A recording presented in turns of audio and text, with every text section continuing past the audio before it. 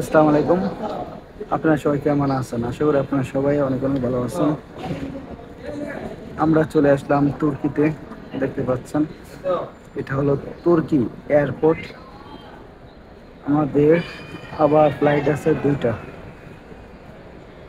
এর জন্য অপেক্ষা করছি। 2টা বাজে আবার আমরা যাব আরেক দেশে।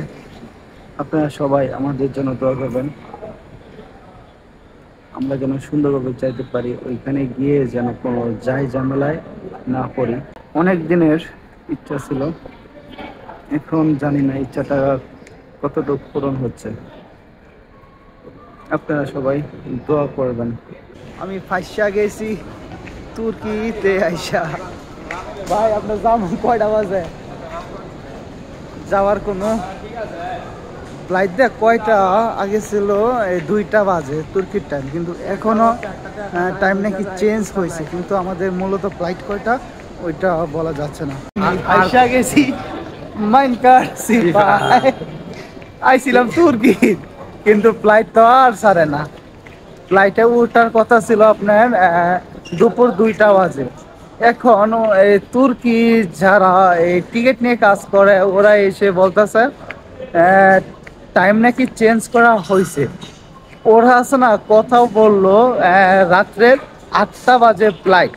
আবার কিন্তু 12 তারিখ, আজকে কিন্তু 11 তারিখ, আজকে ফ্লাইট না, 12 তারিখ রাত্রে 8টা বাজে ফ্লাইট। দেখেন এখন আমরা অলরেডি এখানে আইছি 10 তারিখ নাকি না 11 তারিখে মনে আইছি।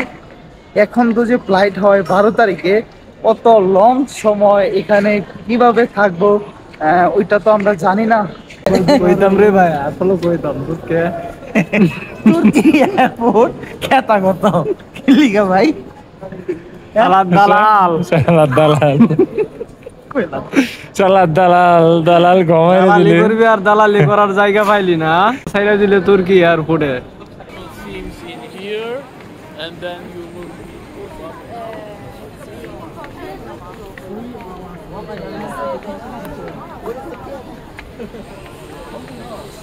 কত সময় আমরা কইয়া ছিলাম ভাই, এটা যেমন স্বপ্নের একটা রাজ্য তাই বলছি হঠাৎ করে। কি কন ভাই, ভুল কি ভাই কইছি?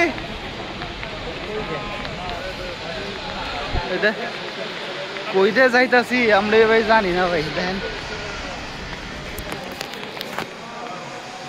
কোথায় যাচ্ছি আমরা বলতে পারি না, কিন্তু সত্যতা বলতে জায়গাটা অস্থির, খুবই জোস।